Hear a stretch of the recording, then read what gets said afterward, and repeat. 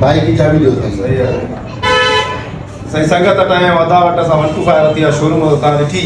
रंगा चढ़िया न आहियूं पर तव्हांखे गाॾी कीअं लॻे थी 24 मॉडल साईं हे 24 मॉडल 0 मीटर साईं ॾिसो मीटर हलियल त साईं हे न साईं हलियल न आहे जेका हे तव्हांजो ओरियो कांटो आहे न इहो हलियल न हूंदो आहे हे जॾहिं हले तव्हांजो पोइ मीटर हलंदो न साईं हलियल आहे तव्हां त ईअं न कयो न हारी असां रिबान 0 ई था करे ॾियूं 0 ई आहे 0 ई आहे न हा साईं बदल असां तव्हां कसम खणो तव्हां ईअं रेड़ा बि न हलाई आहे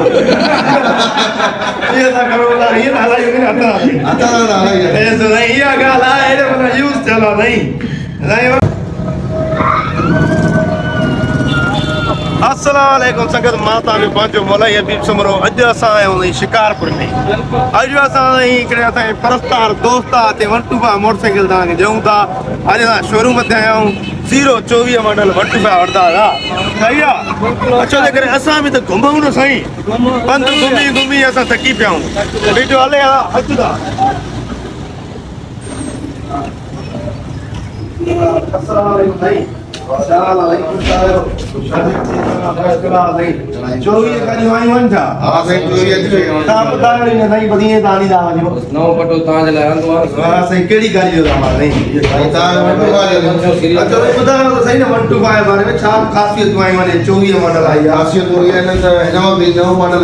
जी जी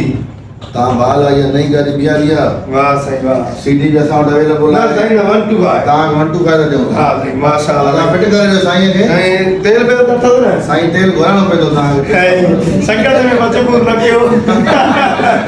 तेल असांखे विझी ॾियो साईं तेल साईं हाणे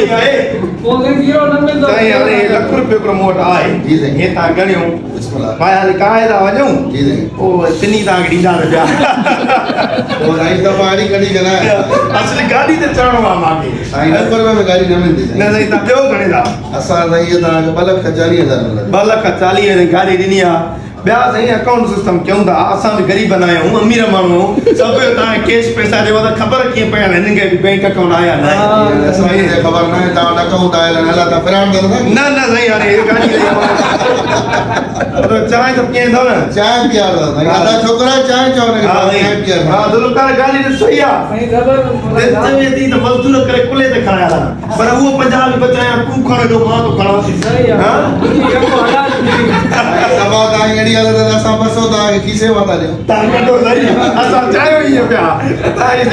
या चांहि पीओ या पैसा वठो साईं आहियूं संगत वटि अस्सलाम वालेकुम दोस्तों मां तव्हांजो पंहिंजो मौलाई हबीब समरो साईं प्यारो दोस्त आहे पीर शेख साहब तमामु बहितरीनु शोरूम आहे जो शिकारपुर में हींअर नई बाइक वरिती आहे 125 असां ऐं साईं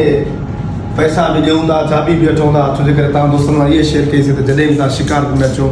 पीर साहब असांजा मोतबर दोस्त आहे ऐं मुख़्तलिफ़ रेट ऐं सस्ते रेट ऐं पवंदा आहे मां वरिती आहे यकीन कयो न कयो उहा तव्हांजी मर्ज़ी आहे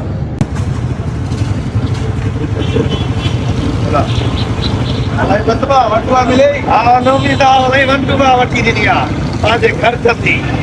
हे ॾिसो नसीब नहीं अरे मां चवणो न पींदा साईं बिस्मिल्लाह हाणे मोटो न पियो मोटो आहे